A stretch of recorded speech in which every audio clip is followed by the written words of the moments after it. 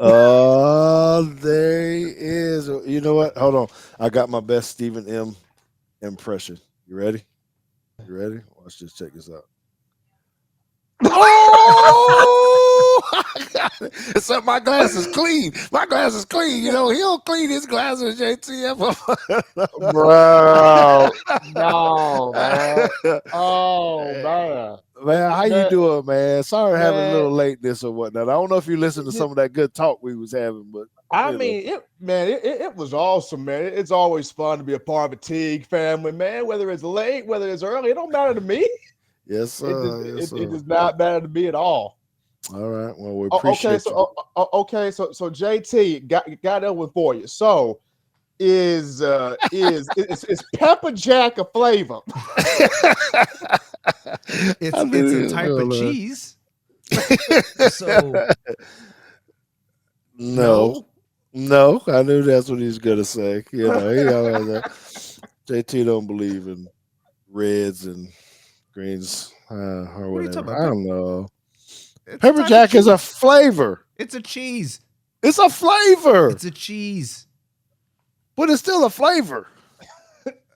Oh my god, I bro. guess. Sure. So Wow. mozzarella or cheddar, you don't call that flavor, or you just call that cheese, It's cheese. which is a flavor of Cheese. cheese. Oh my gosh, you started this stuff, Steven. So can we talk about some other flavor, Steve? Yeah, we Steve, can talk about. We can definitely talk about having that Bama basketball in the Final Four. how That's about definitely that? a flavor. How That's about definitely a that? flavor. Are you Proud of hit? those guys. Are you headed out there? I'm Are you I'm gonna not make it? I'm not headed to Phoenix, but my main thing is this: whatever they fed Grant Nelson before the North Carolina game, feed him that same meal because we got to get that same performance from Grant Nelson against UConn. They gave him some. They gave him some mustache. Some mustache cream. Okay, Yeah, some mustache cream. I think that's all it was. So look, I want to talk some football with you, right? let's Some go. Alabama football. And we got that. I love Alabama basketball and what we're doing. I'm excited about it. I'm going to be tuning in. I'm going to be rooting all that kind of stuff. But there's so much that seems like it's going on in Tuscaloosa right now for spring football. So the first thing I want to ask you about is something that Charlie Porter actually posted up on his thing, and he was talking about um, not necessarily about James Brockermeyer, but that we had a center that wasn't necessarily maybe so happy with Alabama. I'm paraphrasing. He didn't say it like this, right? So can you kind of tell us what's going on with our whole center situation right now? Okay. Okay. So I spoke with like three to five, several people after the first scrimmage on last week. And so what was told to me, James Brockermeyer beat Parker Brailsford out. Brockermeyer beat him out for the center job. I mean, Brock, who came as a four-star 2021 from Texas, his dad played All-American at Texas, played 9 years in the NFL. He and his brother Tommy, James' brother Tommy, they both came to Bama in 21. Tommy was the five-star. Funny story, they were both hurt when they signed their national letter of intent. One guy was on crutches, one guy was on a knee scooter when they signed the national letter of intent. So Tommy, we all know the story. He transfers back home to TCU. James stays put at Bama, works his tail off, and has had a phenomenal spring to where he's caught on to the offense so fast. He snaps the ball extremely well, but he's caught to the offense so fast that Brasseford, I didn't think that he thought that Brock could catch on to it fast. But Brock is an extremely smart kid. So that's what got Parker all up in knots because he feels like, hey, I'm a transfer in here. I know this system. I played under Coach DeBoer and Coach Sheridan at Washington. It's going to be a piece of cake. Well, no, because Brock has made sure it's not a piece of cake. Brock beat him out. Okay. Do you think any of that is it all smarts, or does it have anything to do with size, ability, I mean, athletic Brock. I athleticism? mean, Brock's a bit thicker than Brassford is. He's a bit thicker. Brassford came in 275, 278 from Washington. Brock's 285, 290. So Brock's a bit more size there, bit more power there. Has athleticism, can move. But I think with Brock, it's just how quickly he knows how to change protection schemes, how quickly he can change blocking play to pass pro to identifying defenses. He just really sharp with it. The guy's just really sharp with it. And I don't think as much as Brailsford is athletic with it, he wasn't picking it out as fast as Brock was. Like Brock was picking that out. Hey, so I just linked your article that you wrote for TD Alabama Mag, and I have a bone to pick with you, and really all journalists, not just you. Can we stop like posting stuff on April 1st? Like, can we just not do that? Because Don't fool anybody. Yeah, because I mean, I know this is innocuous, but like, Look, JT, before you even preface that, I was not even going to post it on April 1st because I knew folks were going to say this is the April Fool's joke. See, that's what I'm saying. But I'm just saying. So I wasn't going to do it. It was just the journalism side of me. It's like Kermit the Frog, the you and the inner you. The you was like, don't do it. Don't do it. The inner you's like, do it. Do it anyway. Do it anyway. You know, and I want to go back to the Brockermeyers, both of them. So me and JT actually coached against them while they were here in Texas. A lot of people don't know that they were at Fort Worth All Saints, and this is where we were making our rise into the playoffs, and we actually had to play them, and I got to see them. I already we had already heard a lot about, hey, they might be going to Alabama. They had committed at that time, or maybe they had. And so we were getting a lot of questions about how much influence, how do we like them? And I tell you what, they beat up on us pretty good. And in the lineman challenge that we went to, it was kind of we knew that they had the ability to be able to do that. So I'm glad to see that he's having the success that James has stayed with us and is having the success there. Right. And what people don't realize a lot of time is offensive line. That's a position where you have to grow to develop. Like that takes some time. You don't see too many just freshmen come in and just be dominant as offensive linemen first year off the rip. I mean, you had big Andre Smith, but Andre was a rarity. You had Cam Robinson. Cam was a rarity at left tackle. And of course, Jonah Williams came 2 years later at right tackle, 2016. But it's not like that always happens. A lot of those kids, it take them 2 years, 3 years to kind of get everything right to be that guy. And for James, it took him a minute. It took James a good minute because a lot of people forget that James was still on the roster. And so they look back at the roster and see, Brockermeyer was still here. So it for the offensive line, it take them some time a little bit. Okay, excellent. So when you're talking about the offensive line, can you talk about the offense in general? How has that been looking? Any significant changes? I only get to see few highlights, couple passes, maybe a couple runs or something. But are they looking any different? Quicker passes, deeper throws? What do you think? It's quicker passes, but it's becoming a bit more passing though. Like it's a lot of downfield shots too. They take the shots to the boundary, the 10 to 15-yard throws, but Kalen DeBoer wants to really push that thing downfield. And he's challenged the wide receivers. Jamarcus Shepard has challenged these guys. You got to take this ball.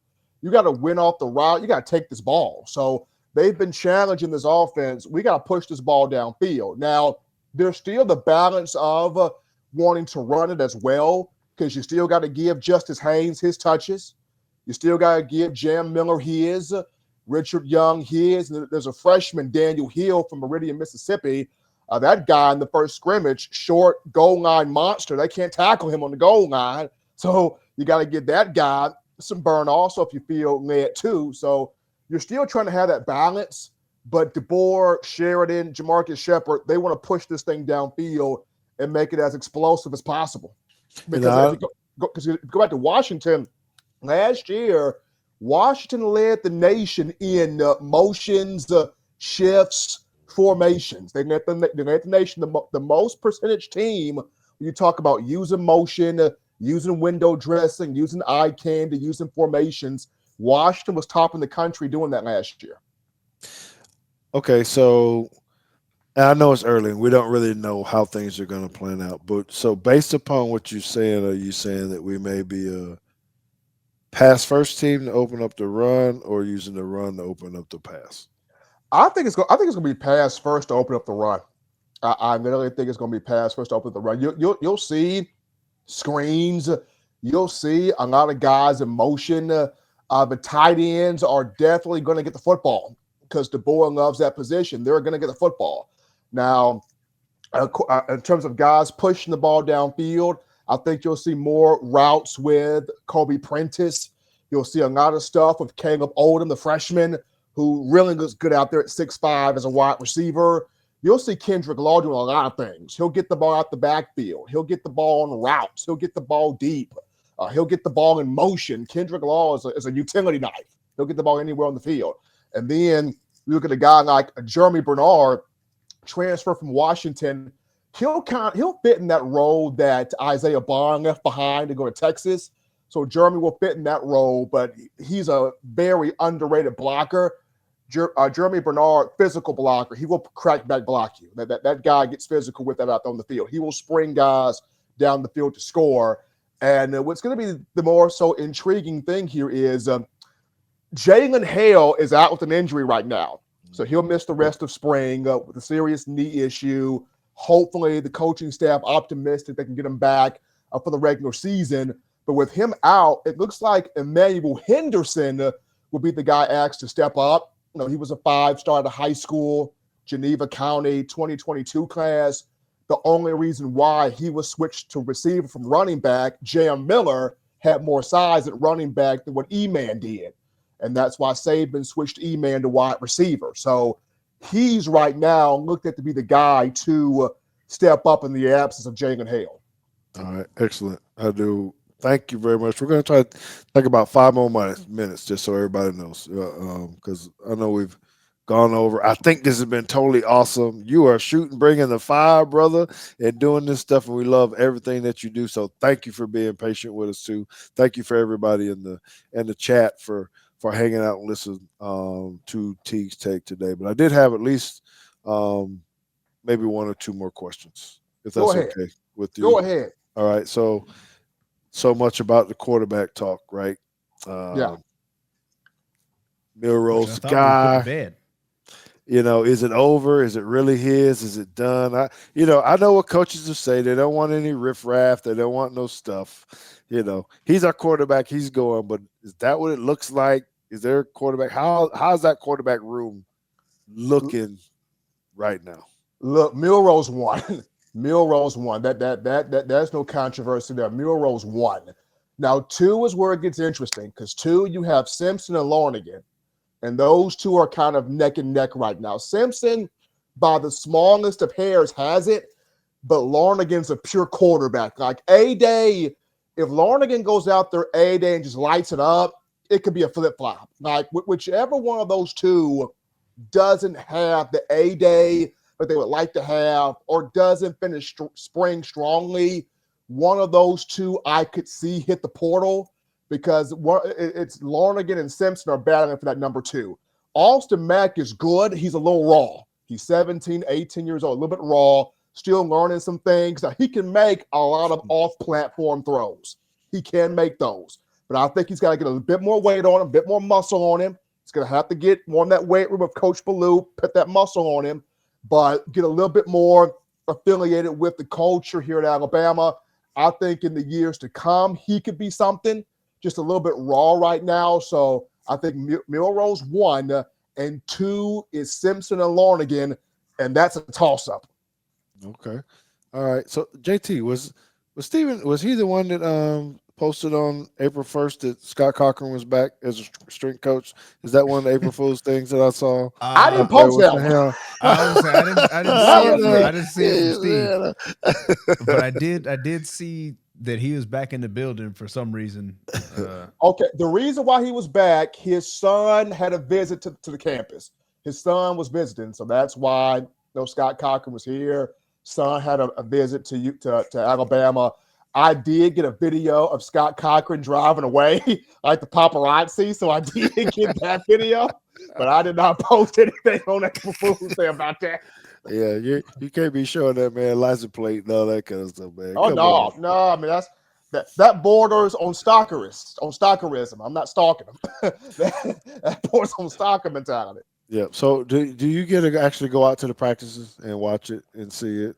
Oh yeah, I and mean feel it? when they allow the media availability, I'm out there.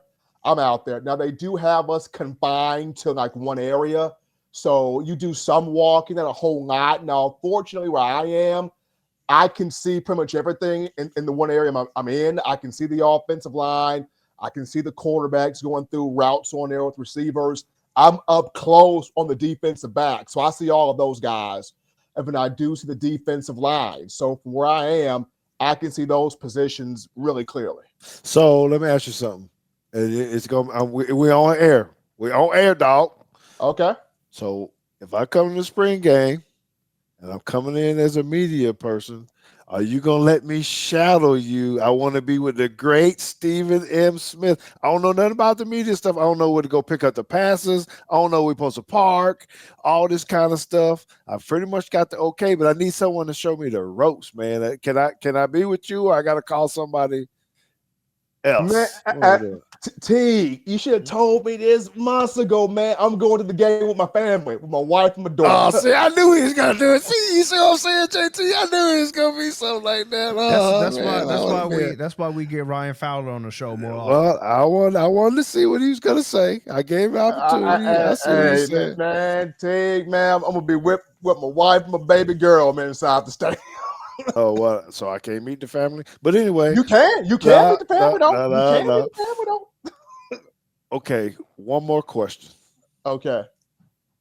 I'm saying a fun one Okay. because I think a lot of us want to know because we don't get to go to the practice. Now I hear there's kind of differences in the way practices. Yeah.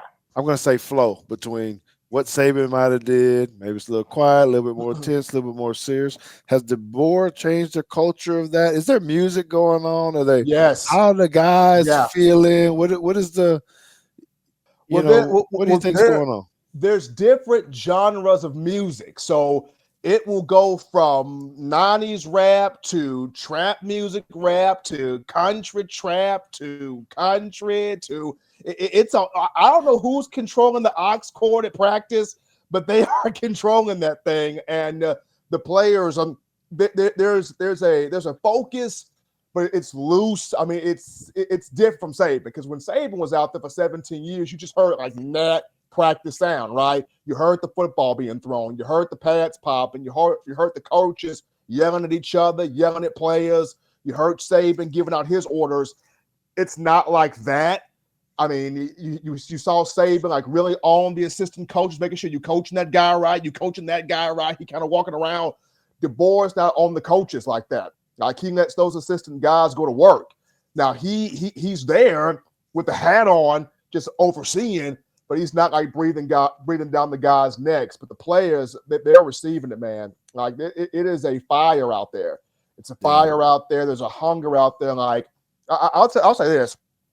I was with the defensive line last week, and it was Freddie Roach and Jamie Mosley out there. And they were working strategically with Keon Keeley, the young former five-star, which they have a lot of high hopes for him. And they were getting into that man about, you got to come after this quarterback. They were getting into Keeley. They want to turn that young man loose because that guy, when he fully locks in, that kid can be something really special. He can be something really – he chose Will Anderson's number for a reason. That kid can be something. When he fully locks all the way into what his role is, because he's going to play that bandit position. When he locks into what he's supposed to do, Freddie Roach told us, we're turning that kid loose. It's time for that kid to go eat. Oh, nice. So, JT, have you ever heard of country trap? What the hell is that? Look, there's every form of what the hell is that? Country trap. So Teague, it's country music with some rapping into it on a rap beat. So it's that's what it's like Lil Nas X and his friends. Whatever. Like, what is going on? Basically, what JT just said. That's basically what it is. Okay. Well, it happens. I don't know. I was really curious about that because I know the differences when we're talking about, hey, things are changing. We're worried about a lot of the other stuff, right? NILs, collectives, and all this, but the atmosphere, it sounds like, to me, it seems like that could be still help you get recruits and stuff because you're getting Right. modern, if I can Right. say that. We're playing music, we're And jumping guys, around. and I want to throw this in. I know a lot of people have comment, well, this is not what Alabama should be with Nick Saban. It was stern, it was serious, it was about business. Nick Saban had his style for 17 years, and it worked. You got 6 national championships out of it. You got 9 conference championships out of it. You got a lot out of that. So here comes DeBoer. He's bringing in his whole different way. He wants to do it his way.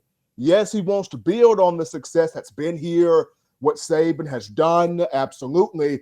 But DeBoer also says, hey, I want to inject my flavor into this also. And we're gonna get a chance to see this on A-Day, and then moving forward, most importantly, the upcoming season. Will this DeBoer flavor, how will it work?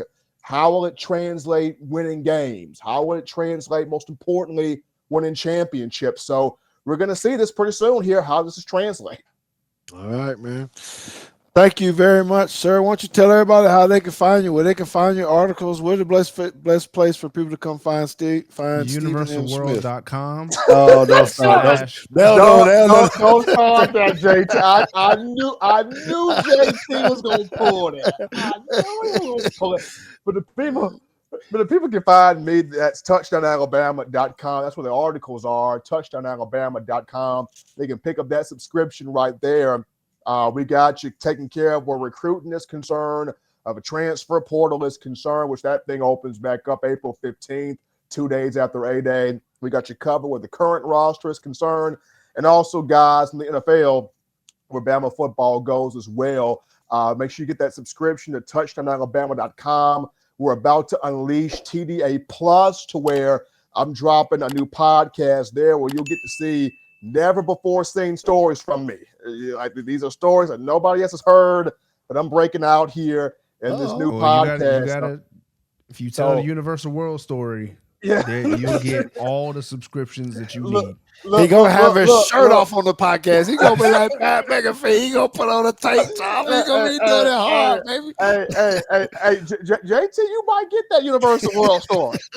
You just may get that, man. You just may get that. You can also catch me on Twitter at Coaching M. Smith. They're on Twitter when I'm not doing things for TDA. I like to help out the kids back home, local high school, help look at their highlight tapes, get them going in the right direction in terms of trying to get to college, things like that. But at Coaching M. Smith on Twitter, I'm today just stitching up some videos from the Bama players and coaches speaking today, and some good stuff from those guys. Oh man, I love your comment by your people there. Stephen After Dark stream. Ah, yeah, I love it. I love it. I love it. Oh Hey, man, these folks right here. Now well, they were already going crazy about, we had got this new backdrop. With the new backdrop we had, it felt like the Atlanta club scene. So everybody was like, Steven at Magic City tonight? Steven at Club 112? Yeah, you folks right here, man. You gotta love the fans. Yeah.